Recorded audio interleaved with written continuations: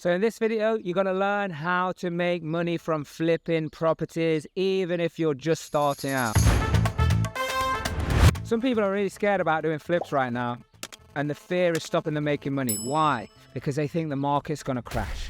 That's why the first principle I want to teach you today in this video is you've got to have two exits. So every flip strategy that we look to do, we always make sure that it works on the rental as well, as a buy to let, or might be some flats or something like that. Because if for whatever reason we don't sell it for the prices that we want to make the profits that we want to, then what we will do is we'll park it, rent it out, make sure that that money is paying for the mortgage, so we're not losing any money. So that's what we'll do on a second exit strategy.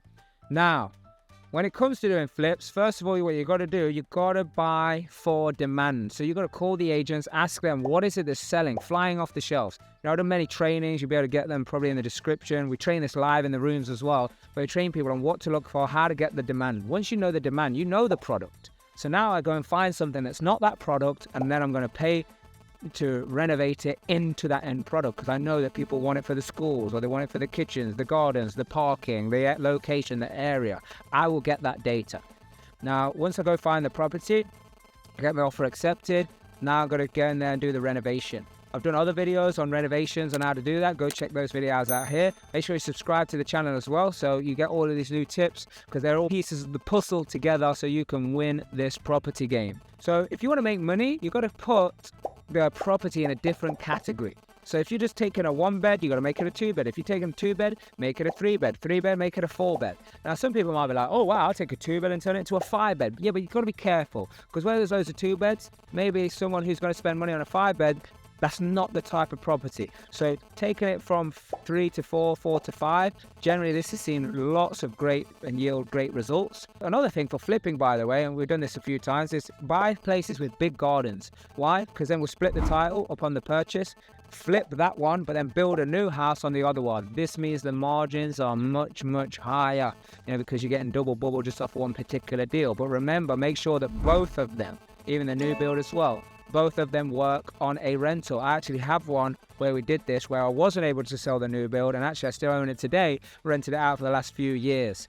Yeah, because it just, the market wasn't right. We didn't want to drop the price anymore, so we put it in that situation where it's just gonna, well, it's definitely paying for itself. It's making money as well. It makes about £700 cash flow every single month. So you got to make sure that it works. If you're renting it out, we actually pulled £153,000 of cash out of that new build project after paying off the initial loan. So it was like selling it anyway. The longer I keep it, the higher it's gonna go. So this way you have a choice as well. You can build a hybrid portfolio. Now, most of the big developers that went bust in that 2008 situation is because all they were doing is just selling.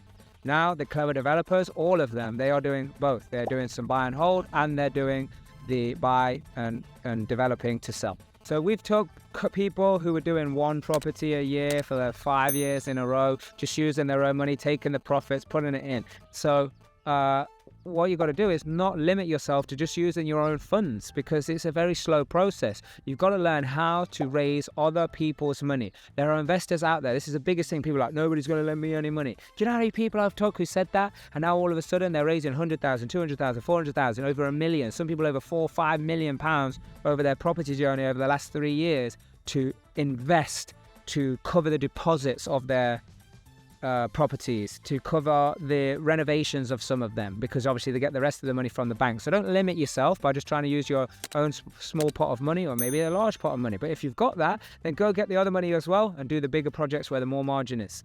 Yeah, and investors love this as well. They can even come in on a little joint venture, and you can split the profits. You're going to bring the deal and do the project. They'll bring the money, the money that you make, then you just split it, and then you can go again. So this is a nice little side business that you can have while you do other strategies as well. And if you want more strategies, follow this channel. Get yourself to a training, by the way. I'll train you live in the room, give you live feedback with me, my team of coaches that have helped hundreds and even thousands of people get started in their journey. So until next time, until I see you, do the right thing for the right reason, because it's the only way you're going to discover your true potential.